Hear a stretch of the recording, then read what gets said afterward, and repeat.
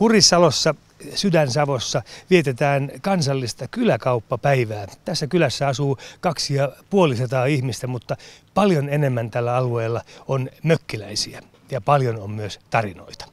Lähdettiin junalla Helsingistä Mikkeliin ja satamassa odotti sisävesilaiva, jossa yövyttiin laivan hyteissä ja aamulla laiva lähti puksuttamaan kohti Puumalaa. Ja sitten Puumalassa siirryttiin Kampeenemme. Kesä kun oltiin siellä mökillä, niin ei ihan yhdellä kapsakilla pärjännyt, niin aikamoinen roodaaminen oli tavaroissa, jotka vietiin sitten Puumalassa linja-autoon.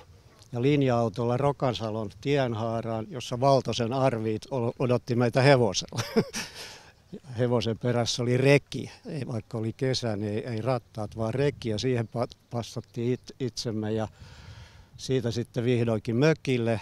Ja tämä koko rumba kesti noin vuorokauden.